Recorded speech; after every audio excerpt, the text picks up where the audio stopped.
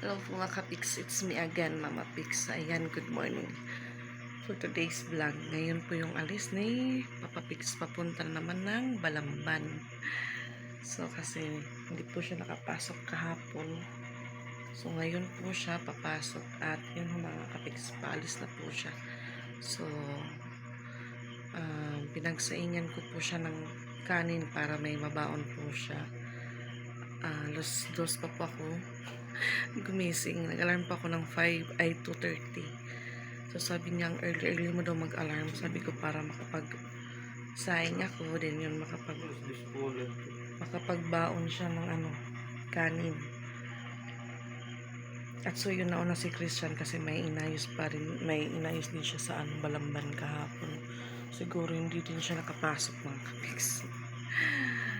Ayan, ito po yung baon ni Papa Pix. Buksan po natin. So naka plastic bag dahil wala na pong mga baon nandito. Hindi ko po alam kung saan nakalagay. At yan, nagdala po siya ng tubig habang nasa biyahe. May iinumin siyang tubig. So ayan, naka plastic bag lang po yung takip ng baon niya. So bali yun, nagsaing pa ko ng kanin. Tapos may natirang paksiw kagabi, prinito ko para maulam niya mamaya pagdating dun sa boarding house. At so yun, mga ginamit ngayong umaga. Yun po yung nilagyan ng paksiw kagabi, yung ulam namin. So hugasan ko po yan ngayon para bukas ay mamaya walang hugasan dito sa lababo.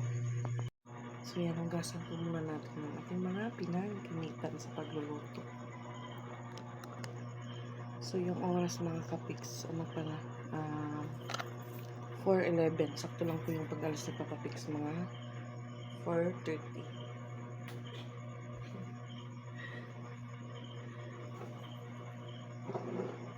Tapos po yung traffic dahil walang pasok. Ha?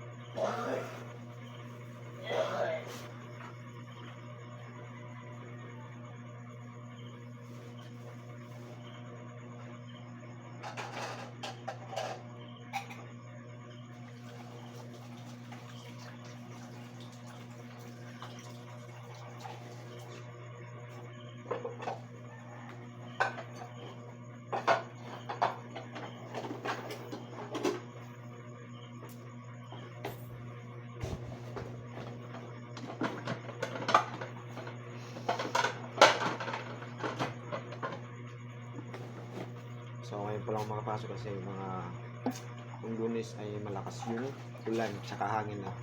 Kala ko bagyo. Kaya hindi ako nakabiyahe ng madaling araw. So kahapon naman ay may importante ding insikaso. Kaya hindi rin nakapasok. So ngayon ay pwede lang pumasok, pero meron lang konting problema kasi yung namin, ang sir namin, pinatawag kami pinapatawag kami sa office. Bali, iwan ko kung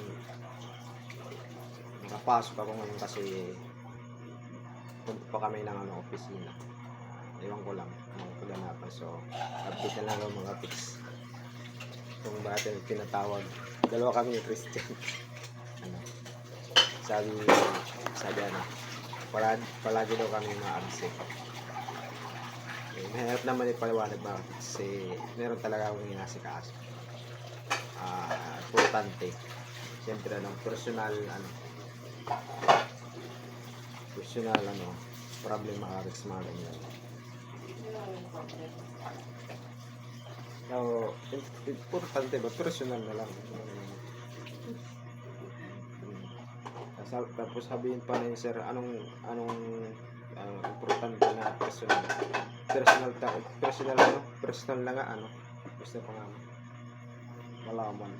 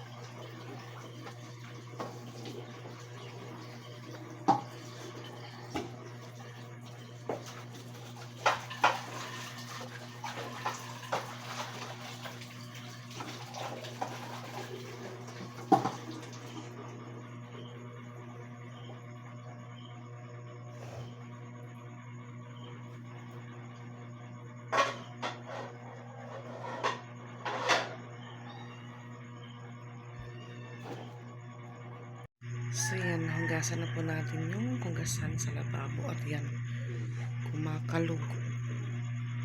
Baka na naman umulan.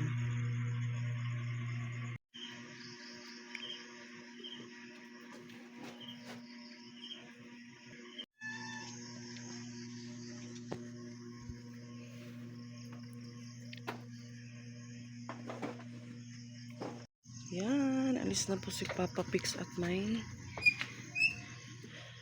dumaan na sasakyan dun sa unahan.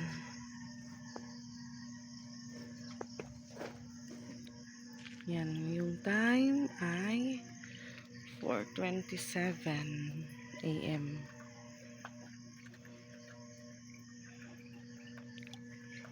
At yun ho, parang papaulan.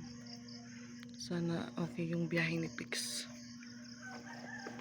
Hindi po siya abutan ng ulan at safe po siyang makarating ng Balamban.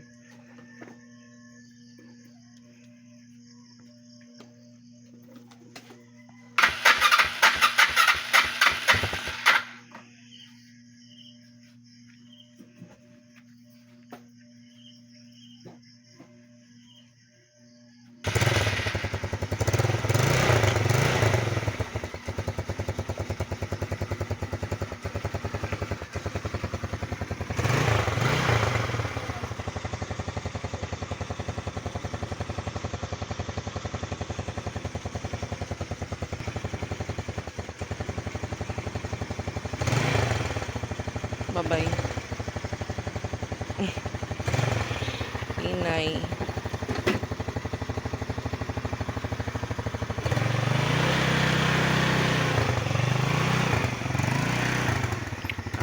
Amping.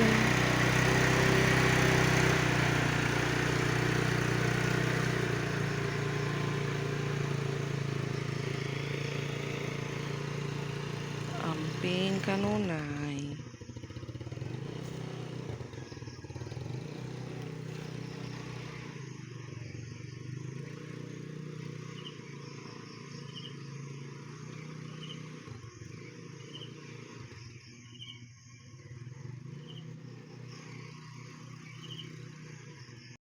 At yun mga kapiks, umulan. Kaalis lang ni Pix. Mababasa yun pagdating ng Balamban. Siguro may raincoat po yung motor niya or may dala siyang raincoat. Sana hindi po malakas yung ulan sa mga dadaanan niya kung may ulan po.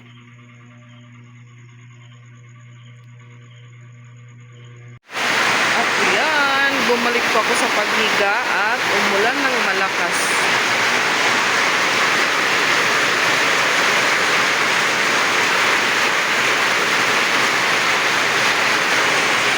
At yan, malakas yung ulan. Basang-basa ngayon si Pix.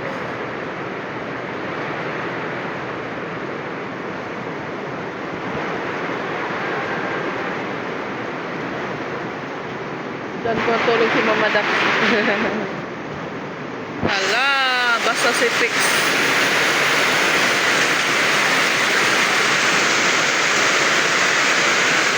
Malakas yung ulan.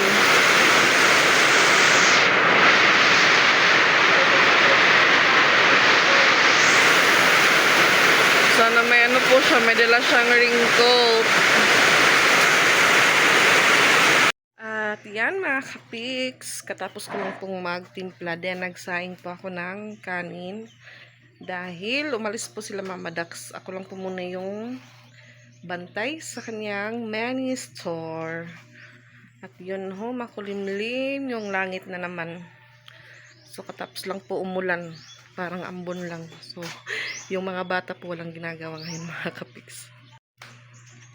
Yan, nagse-cellphone si Madam kasi hindi po pinabuksan yung computer ni Mama Dax. Hi, Tito Dian. So, ayan. Nabasa si Pix po kanina na dumating sa boarding house. Yan, makulimlim yung langit at may tubig na naman po yung labas. So yan po may mga ano na halaman dahil dito po yun galing sa lilinisan ni tatay ni store. So yan. Dito po yung sa likod ng bahay nila Mama Dax. Doon po yung sa unahan kina Madam Rose. So yan, malinis po dito sa likod. Sobrang tahimik po. So, ang lakas po talaga ng ulan kanina madaling araw.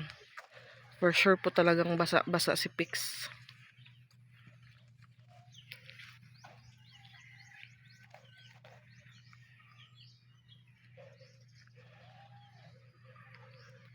So, yung mga niyog po, marami pa po yung mga bunga. Yan. Malalaki yung mga bunga.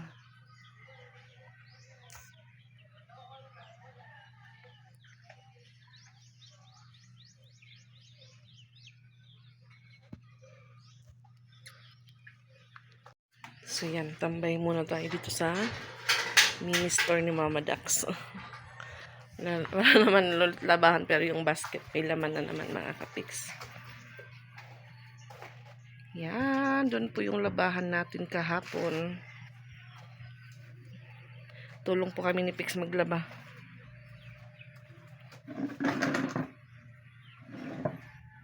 Wala pa sila Mama Dax. Akala ko sila na yun. Kaso malalaman po pag dumating na sila Mama Dax dahil maingay po yung tambotso ng motor ni Papa Beats. Charan! Parang nasa bahay lang po tayo nag-aabang ng customer na may lalapit. At yan mga kapiks, nakauwi na po sila Mama Dax. Madami po yung dala niya pang paninda sa tindahan yan. At yan yung mga bata nasa baba. So, may dala po siyang hotdog. Lutuin po natin para maulam ng mga bata mga kapiks. Dahil mag-11 na din po.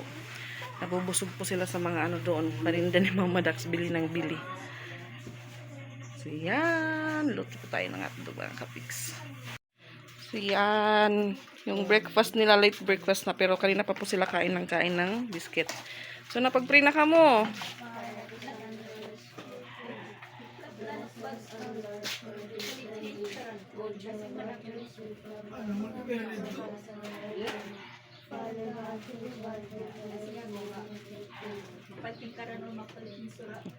Nangangatin ko. Yan.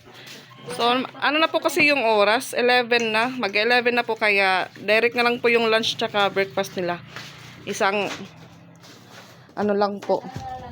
Isang kainan na lang kasi kanina pa po sila bili ng bili dun sa tindahan ni Mama Dax habang wala si Mama Dax.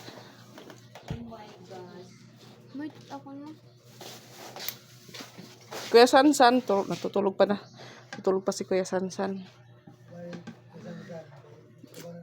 Ano na lang siya ng ano. Ano, bundiri kang bunay?